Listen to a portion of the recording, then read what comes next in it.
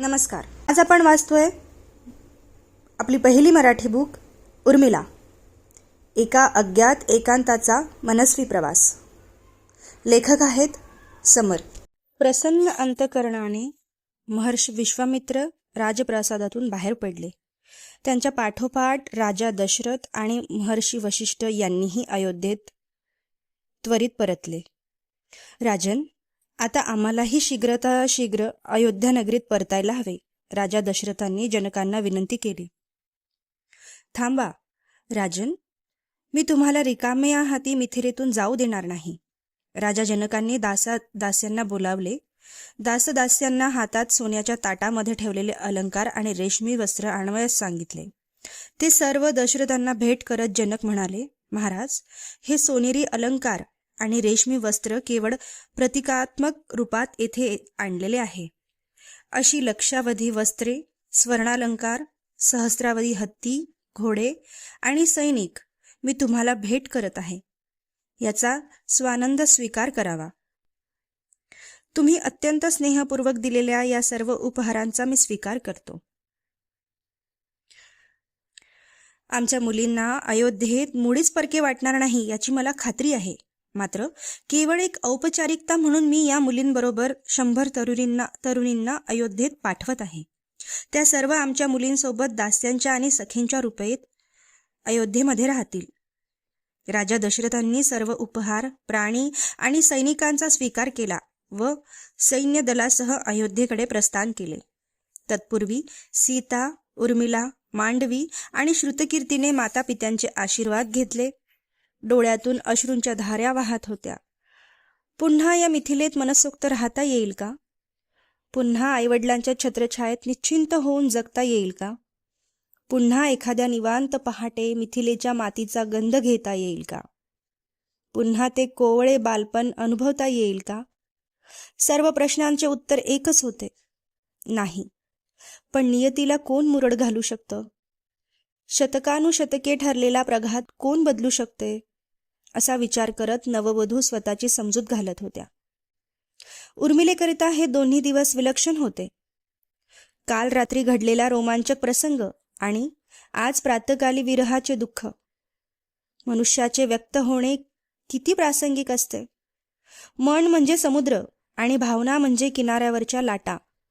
लाटांचा प्रवास समुद्राकडून किनाऱ्याकडे होत असतो. मात्र या भावनांच्या विचलित किनाऱ्यावरून स्थितप्रज्ञ अवस्था अनुभवण्यासाठी उर्मिलेला समुद्राच्या मध्यभागी जायचे आहे. ती 4 क्षणांकरता या किनाऱ्यावर विहार करण्यासाठी आली होती.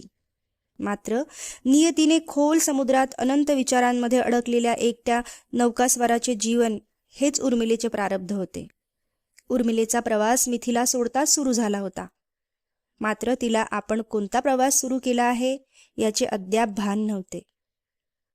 भगवान शंकराचे धनुष्य तुटणे आणि सीतेचे स्वयंवर यशस्वी होणे जितके सहज वाटत होते तितके सहज सोपे नव्हते.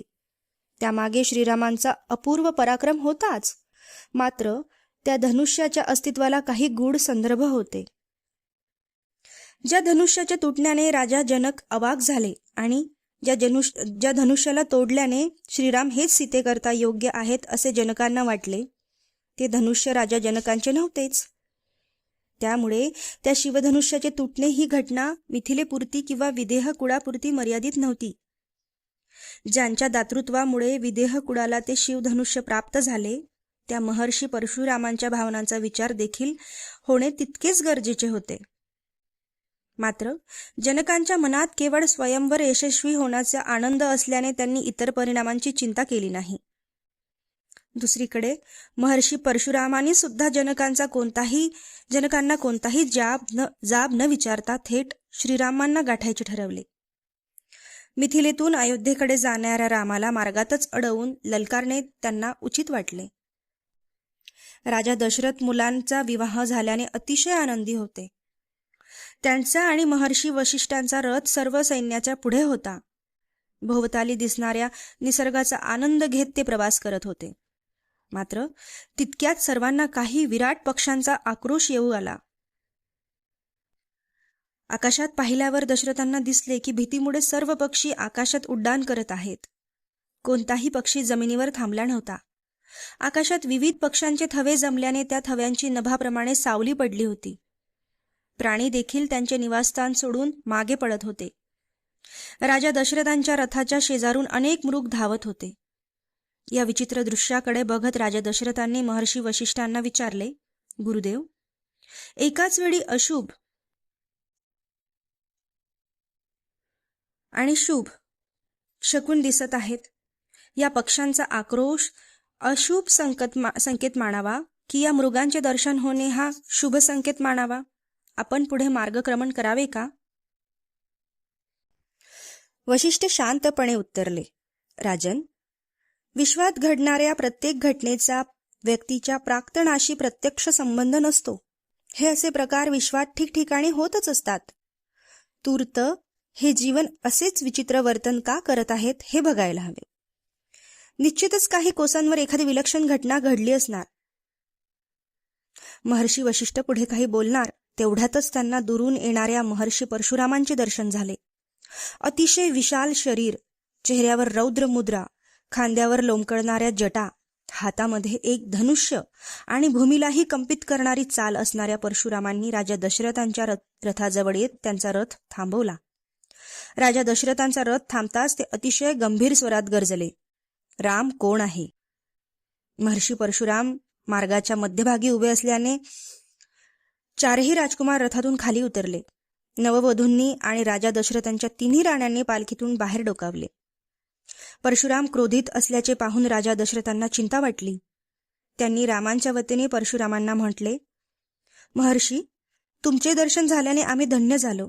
मी आपली आता काय सेवा करू शकतो? मला फक्त राम हवा आहे. मला त्याच्यासोबत द्वंद्व युद्ध करायचे. त्याचे गर्वहरण करण्याकरता मी इथे आलो आहे. श्रीरामांनी परशुरामांसमोर जाऊन त्यांना वंदन केले. राम जवळ येताच परशुराम म्हणाले, तू राम आहेस तर? मी विदेह कुळाला दिलेले शिवधनुष्य तू मोठ्या पराक्रमाने तोडले असे मी ऐकले. ऋषींच्या मते तू खूप पराक्रमी आणि संयमी राजकुमार आहेस. आज मी स्वतः तुझ्या पराक्रमाची परीक्षा घेणार आहे. पण रामाचा दोष तरी काय? त्याने केवळ स्वयंवराचा पण पूर्ण केला. धनुष्य उचलल्यावर ते धनुष्य आपोआप तुटले. आपण कृपया क्रोधित होऊ नये. माझ्या पुत्राचा वध करण्याच्या अभिलाषेने आपण इथे आले आहात का? राजा दशरथांनी द्वंद्व युद्ध टाळण्याचा प्रयत्न केला. कारण तुझ्या पुत्राने मी मोठ्या कष्टाने मिळवलेले शिवधनुष्य तोडले आहे. हे राम, तुला त्या धनुष्याचे महत्व ठाऊक आहे? त्रिपुरासुराचा वध करताना साक्षात भगवान शंकरांनी त्या धनुष्याचा वापर केला होता. इतके दिव्य धनुष्य तोडणाऱ्या वीराचा पराक्रम मला प्रत्यक्ष बघायचा आहे. राम, हे घे दुसरे दिव्य धनुष्य आणि या धनुष्यालाही प्रत्यंचा लावून दाखव. ज्याप्रमाणे राजा जनकांकडे असलेले धनुष्य भगवान शंकरांनी वापरले होते, त्याचप्रमाणे हे धनुष्य भगवान विष्णूंनी वापरले आहे. या धनुष्याला उचलणे मनुष्यालाच काय, तर कोणत्याही देवतेला शक्य नाही. मला तुझा पराक्रम बघायचा आहे. या धनुष्याला प्रत्यंचा लावली तर मी तुला द्वंद्व युद्धाकरिता योग्य समजेल. परशुरामांनी त्यांच्या हातातले धनुष्य पुढे केले. दशरथांना या दोन महापुरुषांमध्ये कोणतेही संघर्ष होऊ नये असेच वाटत होते. रामाच्या वतीने दशरथ बोलत असल्याने राम कोणतेही शब्द बोलले नव्हते. मात्र आता परशुरामांनी ललकारल्यावर रामांनी मौन सोडले व ते म्हणाले, भार्गव, आज तुम्ही मला नव्हे तर माझ्या पराक्रमाला ललकारले आहे. त्यामुळे मी तुमच्या धनुष्यावर प्रत्यंचा अवश्य चढवेल. रामांनी परशुरामांच्या हातातून धनुष्य स्वतःकडे घेतले. क्षणार्धात प्रत्यंचा बांधली व एका दिव्य बाणाला दुसऱ्या हातात घेऊन साक्षात सशस्त्र महाविष्णूप्रमाणे उभे राहिले. त्या मंगल मूर्तीकडे पाहून परशुरामांना त्यांची चूक लक्षात आली. श्रीराम आता धनुष्याला जोडलेला बाण चालवतील आणि एखाद्या पुण्य लोकाचा नाश करतील हे त्यांनी ओळखले. परशुरामाचे गर्वहरण झाले. त्यांनी श्रीरामांचे मूळ रूप ओळखत नम्र भावे म्हणाले, हे राम, मी तुमचा अकारण अपमान केला. हे धनुष्य उचलणारा नर कुणी सामान्य देव अथवा गंधर्व नसेल हे मी जाणतो. तुमचे खरे रूप मी ओळखले आहे. तुम्ही माझ्या दिव्य लोकांचा नाश करणार आहात हे देखील मला दिसत आहे. मात्र माझी तुम्हाला विनंती आहे की माझ्या मनोगतीचा नाश करू नका. मी माझ्या मनोगतीवर स्वार होऊन महेंद्र पर्वतावर तपश्चर्या करिता जाणार आहे. मला माझ्या इतर दिव्य लोकांचा मोह राहिलेला नाही. हे दशरथ नंदन, तुम्ही माझ्या मनोगतीकडे दुर्लक्ष करत इतर सर्व दिव्य लोकांचा नाश करावा. परशुरामांच्या विनंतीला मान देत रामांनी परशुरामांच्या मनोगतीला नष्ट न करता इतर सर्व दिव्य लोकांचा नाश केला.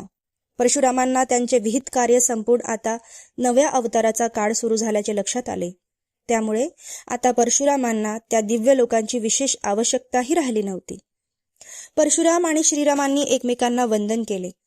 महर्षी परशुराम शांत चित्ताने महेंद्र पर्वताकडे मार्गस्थ झाले. राजा दशरथांसह इतर सर्व कुटुंबीय श्रीरामांचा हा पराक्रम बघत होते. सीतेला आपण कोणत्या महापुरुषासोबत संसार थाटणार आहोत याची कल्पना आली. उर्मिला, मांडवी आणि श्रुतकीर्तीलाही आपण किती थोर कुळात प्रवेश केला आहे याची जाणीव झाली. श्रीरामांचा पराक्रम पाहताना दशरथांसह त्या सर्वांना राम कोणी सामान्य पुरुष नाही याचा प्रत्यय आला. पुन्हा रथ अयोध्येकडे निघाला. सीतेच्या, उर्मिलेच्या आणि मांडवीच्या प्रारब्धाने नव्या क्षितिजाकडे प्रस्थान केले. अयोध्या पूर्वार्ध. डोंगर दऱ्यांमध्ये वसलेल्या मिथिलेतून शरयूच्या किनाऱ्यावर वसलेल्या अयोध्येत प्रवेश करताना चारही नववधू अयोध्येची भव्यता पाहून आश्चर्यचकित झाल्या. अयोध्या जिला जिंकू शकत नाही. अयोध्येत कित्येक दशकांपासून युद्ध न झाल्याने तिथे संपदा आणि समृद्धी नांदत होती. इक्ष्वाकू वंशाच्या अनेक पिढ्यांनी या नगरीला विकसित केले होते. अनेक राजांच्या, मंत्र्याचा आणि तंत्रज्ञानाच्या परिश्रमामुळे या नगरीला असे अतिभव्य रूप प्राप्त झाले होते. अयोध्येबाबत या चौघींच्या मनात कुतूहल होते. अयोध्या का अभेद्य आहे हे त्या चौघींना अयोध्येची सीमा पाहून समजले. अयोध्येभोवती जणू सैनिकांची भिंतच उभी होती. कुणाच्या हातात धनुष्य होते तर कुणी भाला घेऊन गस्त घालत होते. नुकताच घडलेल्या मिथिलेच्या युद्धात ज्याप्रमाणे ऐनवेळी सैन्याची जुळवाजुळव करावी लागली तसे अयोध्येत घडत नसे. अयोध्येचे सैन्य दिवसरात्र सज्ज असल्याने शत्रू आक्रमण करताना शतदा विचार करीत असे. या पहाऱ्यामुळे शत्रूचा हेराला अयोध्येत चोरवाटेनेही प्रवेश करता येत नसे. अयोध्येच्या प्रवेशद्वारावरही कित्येकदा पर्यटकांची तपासणी होत असे. आज मात्र ते प्रवेशद्वार आनंदाने नव्या वधूंचे, त्यांच्यासह आलेल्या सर्वांचे अयोध्येत स्वागत करण्याकरिता तयार होते. चौघींनी पालखीतून त्या प्रवेशद्वाराकडे पाहताच त्यांना अयोध्येच्या भव्यतेची कल्पना आली. त्या प्रवेशद्वारातून अयोध्येतील सर्वात उंच हत्ती देखील अयोध्येबाहेर जाऊ शकेल इतकी त्या द्वाराची उंची होती. तसेच एकाच वेळी 4 रथ अयोध्येत प्रवेश करू शकतील इतकी त्या प्रवेशद्वाराची रुंदी होती. उर्मिलीने भुवया उंचावून आणि मान वर करून त्या भव्य प्रवेशद्वाराच्या शिखराकडे पाहिले. त्यांनी अयोध्या नगरीत प्रवेश केला. अयोध्या ही अतिशय नियोजनबद्ध नगरी होती. प्रवेशद्वारापासून सुरू होणारा राजपथ राजप्रासादापर्यंत कोणतेही वळण न घेता जात होता. राजपथाच्या दुतर्फा विविध प्रकारचे वाडे होते. प्रत्येक वाड्याला एक लहानशी तटबंदी असे. प्रत्येक अंगणात एक तुळशीचे रोपटे आणि किमान एक मोठे झाड होतेच. ती झाडे राजपथाकडे झुकल्याने पथावर त्या झाडांची सावली पडली होती. अयोध्येचे नागरिक त्यांच्या घरातून बाहेर येऊन राजप्रासादाकडे जाणाऱ्या पालख्यांवर आणि रथांवर पुष्पवृष्टी करत होती. नव्या वधूंचे स्वागत करण्याकरता अबालवृद्ध राजपथावर उपस्थित होते. नव्या वधूंच्या रूपात अयोध्येच्या भविष्यानेच नगरीत प्रवेश केला होता. अयोध्येचे राजकुड प्रासादाजवळ आले. वधूंना पालखीतून उतरवण्यात आले. राजकुमारही रथातून खाली उतरले. राजमाता सर्वप्रथम राजप्रासादात गेल्या व या नव्या युगलांच्या औक्षणाची तयारी करू लागल्या. तोवर राजकुमारांना आणि त्यांच्या पत्नींना राजप्रासादाबाहेरच थांबवण्यात आले. चौघी तो भव्य राजप्रासाद बघत होत्या. मिथिलेच्या राजप्रासादाहून किंचित मोठा असलेला हा राजप्रासाद विविध प्रकारच्या पुष्पमालांनी सजलेला होता. उर्मिलेची दृष्टी राजप्रासादाच्या डावीकडे असलेल्या उद्यानाकडे वळली. तिला राज्योद्यानात असंख्य पुष्पवृक्षांच्या रांगा दिसल्या. एकूणच राजप्रासादाभोवती प्रसन्न आणि पवित्र वातावरण होते. उर्मिला लक्ष्मणासह चालत होती. त्याच्या पावलाच्या वेगाकडे लक्ष देत होती व ती तिच्या पावलांचा वेग त्यानुसार कमी जास्त करत होती. तिला आता राज्य शिष्टाचाराचे सर्व नियम पाळतच जगायचे होते. लक्ष्मणाच्या पुढे किंवा मागे चालणे या दोन्ही कृतींचे राजकीय दृष्ट्या भिन्न अर्थ होते. त्यामुळे कोणताही अनर्थ टाळण्यासाठी उर्मिला आतापासूनच शिष्टाचारांचे अनुसरण करत होती. मंदिरात प्रवेश करताना त्यांची एकदा दृष्टीभेद झाली. केवळ उर्मिलालाच नव्हे तर लक्ष्मणाला देखील जोडीदाराला अधिकाधिक जाणण्याची आणि पाहण्याची इच्छा होत होती. जोडप्यांनी मंदिरात प्रवेश केला. ईश्वराला वंदन करताना दोघांनी हात जोडून प्रार्थना केली. लक्ष्मण काही श्लोक पुटपुटत होता. उर्मिलेचे लक्ष त्या श्लोकांकडे होते. काही अंतरावर वाजणाऱ्या वाद्यांचा आवाज कानावर पडत होता. पक्ष्यांचा किलबिलाटही ऐकू येत होता. या शांत आणि प्रसन्न वातावरणात चारही जोडप्यांनी ईश्वरांचे आभार मानले. तिथून सर्व राजप्रासादाच्या प्रवेशद्वाराजवळ आले. राणी कौशल्या, राणी सुमित्रा आणि राणी कैकेयी या तिघी प्रवेशद्वारावर मंगल तबक घेऊन उभ्या होत्या. त्यांच्या मागे दशरथांच्या इतर राण्या आणि आप्त उभे होते. मिथिलेच्या चारही बहिणींना एकाच वेळी अनेक अनोळखी चेहरे दिसत होते. त्यांच्या ओळखीचे येथे अद्याप कुणीही नव्हते. किंबहुना पतीची ओळखही नुकतीच झालेली होती. त्यांच्यासोबत कसे बोलावे, त्यांचा स्वभाव कसा आहे किंवा त्यांना कोणत्या विषयासंदर्भात बोलणे आवडत नाही यापैकी कोणत्याही गोष्टीचा त्यांना अंदाज आलेला नव्हता. शिवाय राजप्रासादातील राजकारण समजून घेणे ही सुद्धा एक महत्वाची बाब होती. राजप्रासादातील राजकारण समजून कुणासोबत जवळीक साधायची हे ठरवले जायचे. चारही बहिणी शक्य तितक्या वेगाने परिस्थिती समजून घेण्याचा प्रयत्न करत होत्या. औक्षण झाले. दिवस अजून ढळायचा होता.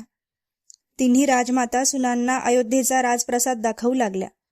प्रासादाची रचना काहीशी वेगळी होती. बाहेरून प्रासादाची एकच इमारत दिसत असली तरी प्रासादात विविध दालनं आणि कक्ष होते. अगदी कला दालनापासून ते क्रोधागारापर्यंत सर्व प्रकारचे कक्ष त्या राजप्रासादात होते. तो राजप्रासाद इतका भव्य होता की एका दालनातून दुसऱ्या दालनात जाण्यासाठी बरेच चालावे लागत असे. त्यामुळे एकाच दिवशी सर्व कक्ष बघण्यापेक्षा प्रत्येकीने आपापला राजप्रासाद बघावा असे ठरले. कौसल्या सीतेसह श्रीरामांच्या कक्षात तर कैकेयी मांडवीसह भरताच्या कक्षात गेली. श्रुतकीर्ती आणि उर्मिला या दोघी सुमित्रेसह शत्रुघ्न आणि लक्ष्मणाचा कक्ष पाहण्यासाठी गेल्या. चौघींनी आपापले कक्ष पाहिल्यावर त्यांना प्रासादातील पाककला दाखवण्यात आली. पाकशालेत त्या गेल्या. तिथे देखील अतिशय मोठी आणि विविध भांड्यांनी भरलेली होती. आज मिथिलेहून आलेल्या प्रत्येकाच्या जेवणाची सोय राजप्रासादातच करायची असल्याने पाकशालेत पदार्थांचीच गर्दी झालेली होती. अयोध्येच्या सुनांना उत्तम स्वयंपाक येत असे. त्यांना पाककलेतील विविध प्रयोग करण्यासाठी ती पाकशाला अतिशय उपयुक्त होती. हाताशी अनेक दास्या असल्याने त्यांना सर्व सोपे झाले होते. राजप्रासादाची आणि राजप्रासादात राहणाऱ्या व्यक्तींची ओळख करून घेण्यात दिवस कसा गेला हे चौघींना कळलेच नाही. केवळ ओळखच नव्हे तर पहिल्या भेटीत समोरच्याचे मन जिंकणेही तितकेच गरजेचे होते. कौसल्या, सुमित्रा आणि कैकेयी नव्या सुनांचे वर्तन पाहून अतिशय प्रसन्न होत्या. रात्रीचा स्वयंपाक पूर्ण झाला. भोजनही झाले. आता चौघींना पती समवेत आपापल्या कक्षात जायचे होते. तिथेही गर्दी नव्हती. कोणताही गोंधळ नव्हता. औपचारिकता नव्हती. तिथे केवळ त्यांचा जोडीदार आणि त्या रात्री लक्ष्मण समोर येताच उर्मिला दिवसभर झालेली धावपळ विसरली. अयोध्येतल्या पहिल्या रात्रीच्या कल्पनेनेच तिचे हृदय वेगाने धडधडू लागले. उत्सुकता देखील होती. मात्र आता ती मिथिलेसारख्या ओळखीच्या आणि हक्काच्या ठिकाणी नव्हती. अर्थातच तिचा अयोध्येवरही तितकाच अधिकार होता. पण तो अधिकार योग्य पद्धतीने प्रस्थापित होण्यासाठी काही वेळ जाणे आवश्यक होते. लक्ष्मणाचे मिथिलेतील रूप अतिशय सुखद आणि प्रेमळ असे होते. मात्र त्यांचे अयोध्येतील रूप कसे असेल, त्यांचा एकूण स्वभाव कसा असेल, उर्मिलेला मुख्यत्वे या प्रश्नांची उत्तरे जाणून घेण्यास रस होता. ती सल्लज अवस्थेत तिच्या कक्षाकडे जाऊ लागली. लक्ष्मणही आलाच. केवळ उर्मिला आणि लक्ष्मण कक्षात उपस्थित होते. अयोध्या भावली का? लक्ष्मणाने उर्मिलेला सहज प्रश्न विचारला. हो, खरंच अयोध्येत न भावण्यासारखं काहीच नाही. अयोध्येसारखी महानगरी मी पूर्वी पाहिलीच नव्हती, उर्मिला उत्तरली. सखे, मला अयोध्या अतिशय प्रिय आहे. कारण बालपणापासूनच मी अयोध्येला आणि अयोध्या मला बघत आलेली आहे. एक अकृत्रिम स्नेह जुळला. स्वराष्ट्र म्हणून, जन्मभूमी आणि कर्मभूमी म्हणूनही मला अयोध्या अगदी प्रिय आहे. आता ही भूमी तुझीही आहे. तुमच्या मनात अयोध्येचे विशेष स्थान असणे स्वाभाविकच आहे, कारण तुमचे बालपण याच नगरीत गेले. ज्याप्रमाणे मला मिथिलेबाबत आपुलकी आहे, तशीच तुम्हाला अयोध्येबाबत आहे. हो, आम्हा चौघांचे बालपण या अयोध्येमुळेच रमणीय झाले. केवळ आमचेच नव्हे तर आमच्या बहिणीचेही. ती आमच्याहून मोठी आहे. लक्ष्मणाचे वाक्य ऐकून उर्मिलेच्या कपाळावर प्रश्नार्थक आठ्या आल्या. बहीण? त्यांची आणि माझी भेट नाही झाली. त्यांच्याविषयी कुणी फारसे बोललेही नाही. हो, तुला तिच्याविषयी सांगायचेच राहिले. माता कौसल्येला शांता नावाची कन्या झाली. पुढे शांतेला अंग देशाचे महाराज रोमपाद यांनी दत्तक घेतले. तिचा विवाह ऋष्यशृंग यांच्याशी झाला. तुला ठाऊक नसेल की ऋष्यशृंग यांनी आमचा जन्म व्हावा म्हणून राजा दशरथांची विनंती स्वीकारून पुत्रकामेष्टी यज्ञ केला होता. त्यांच्या यज्ञानंतरच अग्निदेव प्रसन्न झाले व राजा दशरथांचे पुढचे अपत्य पुत्रच असेल असा वर दिला. जनरीतीप्रमाणे अयोध्येला उत्तराधिकारी हवा होता. अग्निदेव प्रसन्न झाल्यावर राजा दशरथ अर्थात तात यांना एक नव्हे तर 4 पुत्र प्राप्त झाले. त्यापैकीच एक मी. ही कथा मला ठाऊक नव्हती. कधी काळी तुम्हा चौघांसह एक बहीणही अयोध्येत होती तर? नाही, आमच्या जन्मापूर्वीच तिचा विवाह झाला. तिला आम्ही अद्याप भेटलो नाही. त्यांच्या भेटीचा योग लवकरच येवो. माझीही तीच इच्छा आहे. आता तुझ्याविषयी सांग. तुम्ही चौघी बहिणी आता अयोध्येत आलात. यापुढे मिथिलेचे राज्य कोण सांभाळणार आहे? लक्ष्मणाने उत्सुकतेने विचारले. तातश्रींच्या आदेशानुसार आमचे पितृत्व राजा कुशध्वज हेच मिथिलेचे राज्य सांभाळणार आहेत. तेच पुढे योग्य व्यक्तीची उत्तराधिकारी पदावर नियुक्ती करतील. आम्हाला बंधू नाही. मिथिलेत केवळ मी आणि सीताताईच असायचो. सांकाशा नावाचे राज्य जिंकल्यावर राजा कुशध्वज त्यांच्या 2 मुलीसह अर्थात मांडवी आणि श्रुतकीर्तीसह त्याच राज्यात गेले. महाराज जनकांनी तुम्हा चौघींचा विवाह आम्हा चौघांसह ठरवला हे किती बरे झाले. तुम्हा चौघींना आता जन्मभर एकत्र राहता येईल. हो, त्यांनी आम्हाला कन्येसमान मानले आहे. सर्वच अत्यंत मायाळू आणि प्रेमळ आहेत.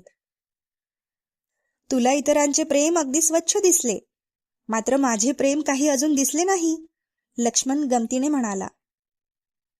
नाथ, असे काय म्हणता? उर्मिला काहीशी लाजली.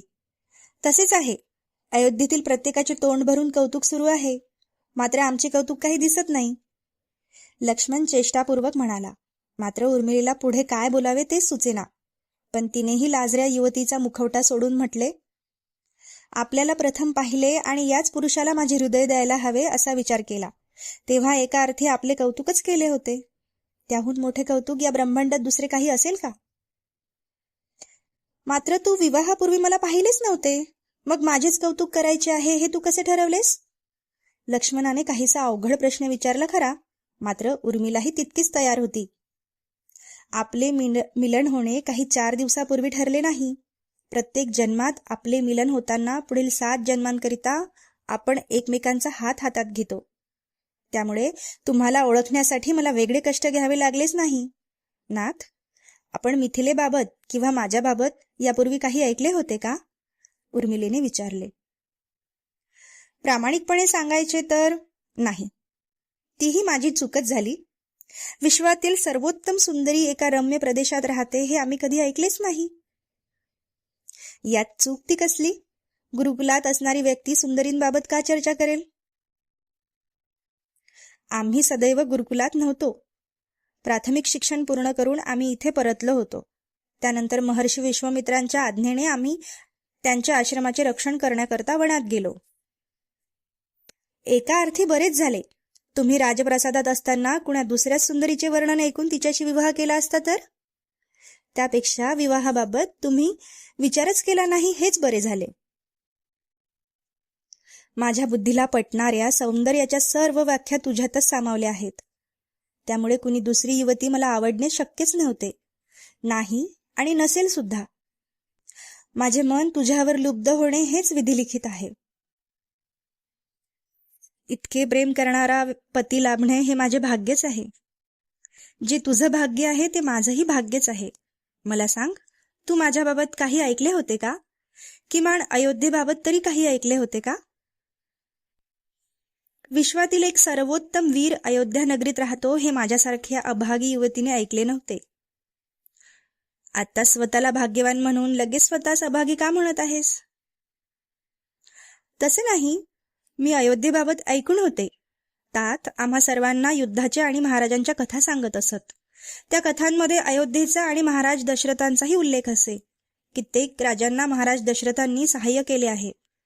मात्र आपले वर्णन मी ऐकले नव्हते, हे मी प्रामाणिकपणे सांगते. हे एका अर्थी बरेच झाले, नाही का? आपण एकमेकांचे वर्णन ऐकले असते तर एका पूर्वग्रहासह परस्परांना भेटलो असतो. मात्र आता एकमेकांना ओळखणे अधिक सोपे आणि रमणीय झाले आहे. एकमेकांना ओळखण्याचा हा सर्वोत्तम मार्ग आहे. हो, तसे तुम्हाला ओळखणे काही कठीण नाही, उर्मिला गमतीने म्हणाली. का बरं? मी इतका साधा आणि सरळ वाटतो का? नाही, तुम्ही तुमचे प्रेम कोणताही अहंकार न बाळगता व्यक्त करता. तुमच्या हृदयातील भावना आणि वर्तन यामध्ये मुळीच भेद नाही, हे मी ओळखले आहे. विवाहापूर्वी तुमच्याबाबत फार काही ऐकले नसले तरी स्वयंवरानंतर बरीच माहिती ऐकली आहे. तुमचे बंधुप्रेमही असेच निर्मळ आणि अकृत्रिम आहे. बघ, तुझ्या रूपात माझी प्रतिकृतीच मला लाभली असे म्हणायला हवे. तुझे वर्णनही तंतोतंत असेच करता येईल. बहिणींवर स्नेह, माझ्यावर निर्वाज्य प्रेम आणि वडिलांचा आदर करणे हे तिन्ही गुण तुझ्या अंगी देखील आहेत. तुम्ही सुद्धा मला किती लवकर ओळखले. विवाह करताना तशी प्रतिज्ञाच घेतली आहे. तुझा पती होतानाच मी तुझा सखाही झालो. एकदा सख्याच्या भूमिकेतून तुझ्यासह बोललो की तुझे अंतःकरण समजून घेणे सहज शक्य आहे. उलट मी म्हटल्याप्रमाणे ते माझे प्रिय कार्यच झाले आहे. उर्मिलेने लक्ष्मणाकडे प्रेमपूर्वक पाहिले.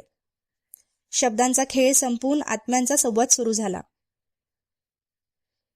बघता बघता अयोध्येचे राजकुमार मोठे झाले. त्यांचा विवाह झाला. परंपरेनुसार राज्यकारभार योग्य पुत्राच्या हाती देऊन वानप्रस्थ स्वीकारणे हे राजाचे कर्तव्यच होते. त्यानुसार महाराज दशरथ राज्यकारभार पुत्रांच्या हाती सोपवून वनगमन करण्याच्या विचारात आहेत ही वार्ता प्रासादातील सर्वांना ठाऊक होती. महाराज राज्यसभेत हा प्रस्ताव कधी ठेवत आहेत याकडे सर्वांचे लक्ष लागले होते. तो दिवस उजाडलाच. एके दिवशी राजा दशरथांनी राजसभेत श्रीरामांच्या राज्याभिषेकाचा प्रस्ताव मांडला. मात्र दशरथांनी एक वेगळीच पद्धत अवलंबली. त्यांनी राजसभा सुरू होताच श्रीरामांचा राज्याभिषेक करण्याचा निर्णय घोषित केला नाही.